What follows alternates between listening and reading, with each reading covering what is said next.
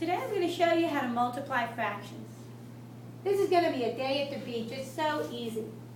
To multiply fractions, all you do is multiply the numerators, then multiply the denominators, and simplify your answer. Take a look at this very simple example. I would do 2 times 1, which is 2, 3 times 5, which is 15, and that is my answer. If my answer was not in simplest form, I would simplify at the end. Take a look at some other examples. Make sure you're copying these onto your note sheet. There is a shortcut you can take when multiplying fractions that's called cross-simplifying. Cross-simplifying actually means simplifying the numbers that are diagonally across from each other. Take a look at the 3's. Both of these 3's are divisible by 3. So if we divide them by 3, they both become 1. 3 divided by 3 is 1. 1 and 5 can't be simplified because we can't divide them by any number that would make them smaller. Now that we've cross-simplified, we simply multiply numerator to numerator. 1 times 1 is 1. Denominator by denominator, 1 times 5 is 5. If you have correctly cross-simplified, you won't need to simplify at the end. So my answer is in simplest form, 1/5. Here's a second example. In this example, when you look at the numbers diagonally across from each other, you see that they have a common factor.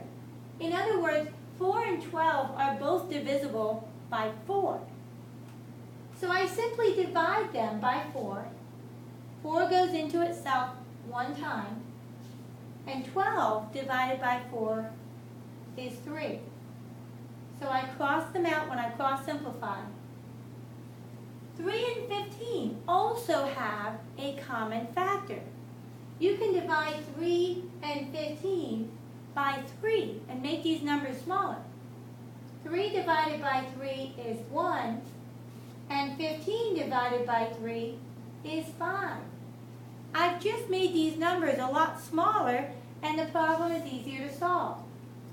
Instead of doing 3 times 12, now all I have to do is 1 times 3, which is 3. Instead of doing 4 times 15, I just have to multiply 1 by 5, and that gives me 5, and 3/5 is my answer. Let's look at one more example. In this example, my second number is actually a whole number. Whenever you have a whole number, you just write it over 1. So 6/12 times 18 is the same thing as 6/12 times 18 over 1. Let's take the shortcut and see if we can cross-simplify. When you look at 6 and 1, these numbers diagonally across from each other, they have no common factor other than 1. If we divide by 1, we'll get the same numbers. But when you look at 12 and 18, they have a common factor. 6 goes into 12 and 18 evenly. So if I divide 12 by 6, I get 2. If I divide 18 by 6, I get 3. My problem just got easier. Instead of doing 6 times 18, I can do 6 times 3. That gives me 18. And 2 times 1 is 2. Cross-simplifying really simplifies our work. It makes the problem simpler, easier. Now in this example, you see that we ended up with an improper fraction. So I do want you to change your answer into a mixed number if your answer is improper. We would simply divide 2 into 18, divide numerator by denominator, and 2 goes into 18 exactly 9 times. So I have nothing left over, so my answer is just 9 wholes. Now it's your turn to try some. Here are 1, 2, 3, 4, 5 problems. Try these problems, pause the video, Unpause it when you're finished, and we'll check answers together. Don't forget to cross-simplify.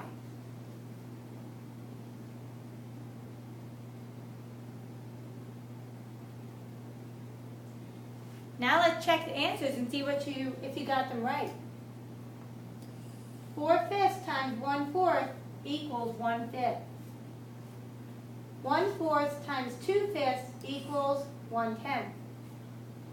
1/3 times 3/4 equals 1/4. 2/3 times 5/10 equals 1/3. And the last one, 1/3 times 6/10 equals 1/5. How many did you get right? Put your score on your note sheet out of 5. There were 5 problems here, so give yourself a score out of 5 and bring it to school tomorrow so I can see how you did. See you tomorrow.